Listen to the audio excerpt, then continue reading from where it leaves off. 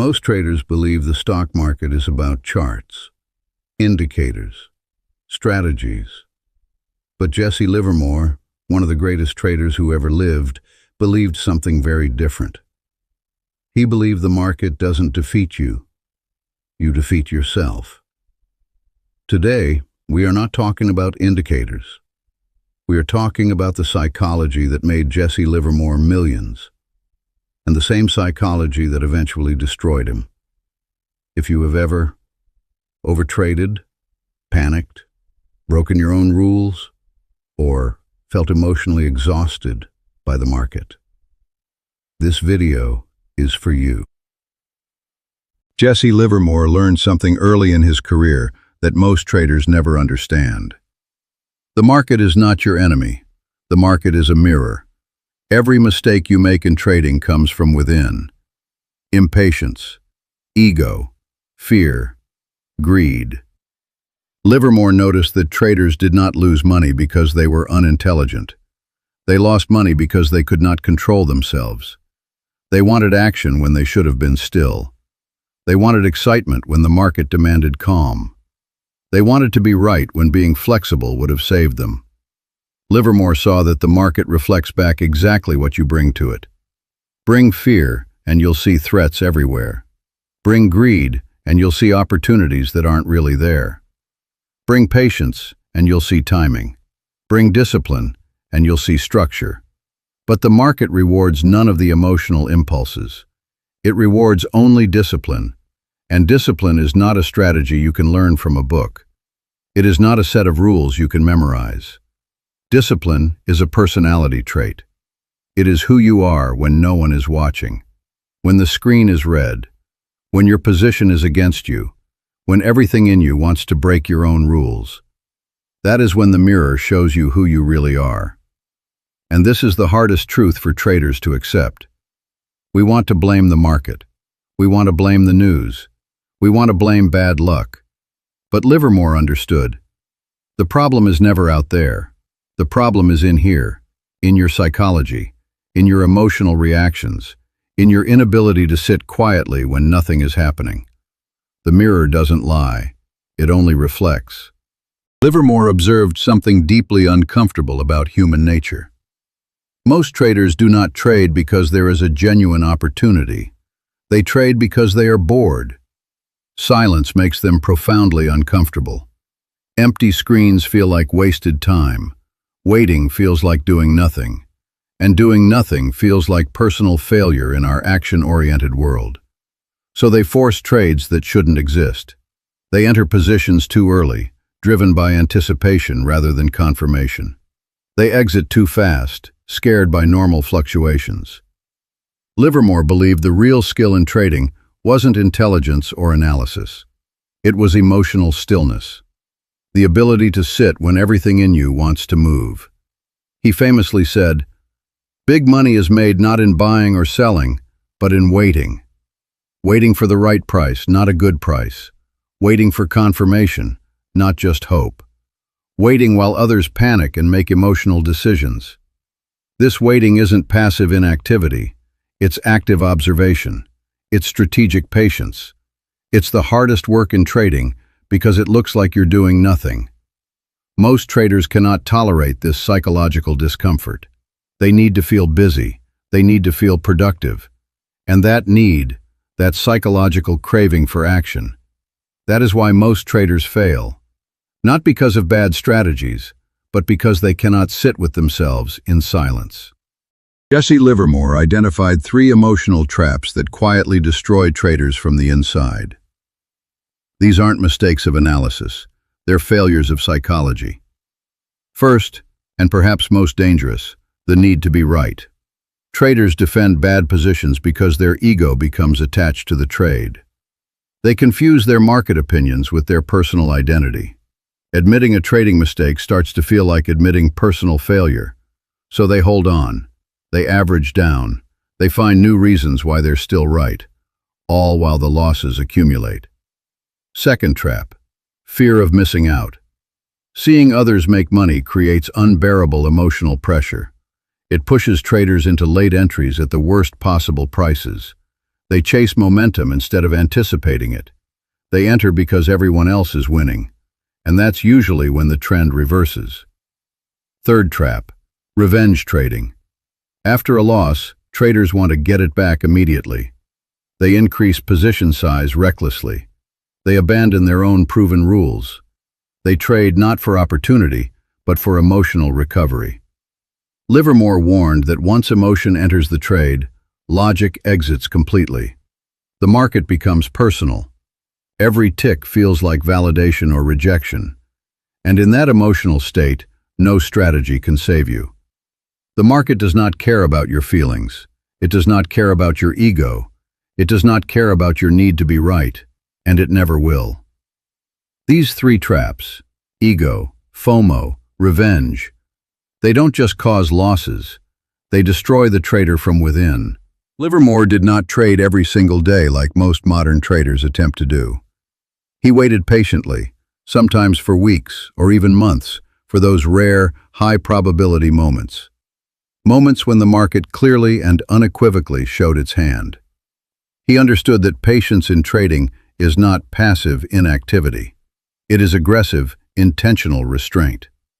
It is the conscious choice not to act when action feels compelling. While others reacted emotionally to every minor price fluctuation, he observed with detached curiosity. While others chased market noise and false signals, he followed only the clearest, most established trends. While others traded frequently to feel productive and involved, he traded only when the odds were overwhelmingly in his favor. Livermore understood something absolutely critical about market psychology. Genuine, high-quality trading opportunities are remarkably rare. They appear only a handful of times each year, but trading mistakes, those are temptingly frequent. They present themselves daily, sometimes hourly. The market constantly whispers invitations to trade. Most invitations lead to losses disguised as opportunities. That is why protecting your trading capital always mattered more to Livermore than chasing immediate profits. Survival in the markets was not just a strategy, it was the foundational principle, the non-negotiable rule. Profits were not the primary goal. They were the natural byproduct of survival and patience. Livermore weaponized patience. He turned waiting from a passive state into an active strategy. He understood that in trading, sometimes the most powerful action is deliberate, strategic inaction. And that psychological shift, from seeking action to embracing stillness, is what separates the consistent winners from the chronic losers. Livermore said that successful trading is inherently a lonely profession. You cannot follow the crowd and expect to outperform them.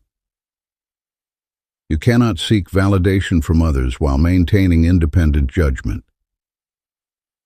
You must think for yourself, even when everyone else disagrees. When market sentiment becomes euphoric and everyone is buying confidently, that is often when danger is at its peak. When fear dominates and everyone is selling in panic, that is frequently when genuine opportunity appears. But acting against the crowd requires tremendous emotional strength. It means tolerating uncertainty when others proclaim certainty. It means embracing doubt when others express confidence. This kind of emotional fortitude is exceptionally rare. Most people are wired to find safety in numbers, to seek comfort in consensus, to avoid the psychological discomfort of standing alone. Trading forces you to confront this discomfort continually. Every independent decision carries psychological weight. Every contrarian position feels like rebellion. This psychological burden is why so few traders survive long-term. It's not primarily about technical skill or analytical ability. It's about psychological endurance, the capacity to maintain lonely convictions, to become comfortable with profound discomfort, to execute your plan even when no one else sees what you see. That psychological isolation, that is the true price of edge in markets. And most people cannot pay it. Here is the uncomfortable and sobering truth about Jesse Livermore's legacy. He achieved mastery over market mechanics and price action. He understood trends, patterns, and market psychology better than most. But throughout his entire career, he struggled to master himself. He built enormous fortunes through brilliant, disciplined trading. He lost those fortunes through psychological and emotional lapses, then rebuilt them again through determined comebacks. This cycle repeated itself multiple times in his life. His story serves as definitive proof of a critical trading principle. Understanding how markets work is necessary but completely insufficient. Psychology must be managed continuously, without exception. There's no permanent mastery when it comes to trading psychology. No finish line where emotional reactions are permanently cured. No graduation ceremony from fear, greed, or ego. There's only constant, daily, unrelenting discipline. Only continuous self-awareness and self-honesty. Only the ongoing battle between your rational mind and emotional impulses. Livermore's life warns every trader of this enduring reality. The market does not become easier with experience. You either develop greater psychological strength or you get eliminated. There is no comfortable middle ground in professional trading. No sustainable plateau of easy success. Only the perpetual challenge of self-mastery and emotional control. And that challenge continues every single trading day. Jesse Livermore did not fail because of defective trading strategies or poor market analysis. He failed because trading represents a psychological battle that never truly ends.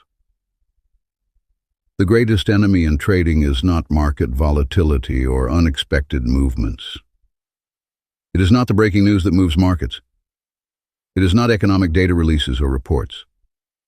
It is not Federal Reserve decisions. It is not geopolitical events or surprises. The ultimate enemy in trading, the one that matters above all others, is you.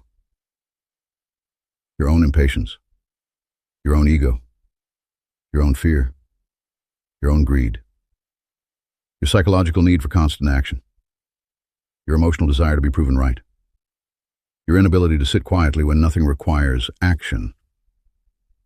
Master these internal psychological forces, and the market becomes clearer, simpler, more navigable. Ignore them or believe you have conquered them permanently, and no strategy, indicator, or system will ultimately protect you. Livermore's lasting legacy is not a collection of trading rules or techniques. It is a psychological mirror. A mirror that shows every trader who looks into it honestly their own reflection, their own psychological strengths,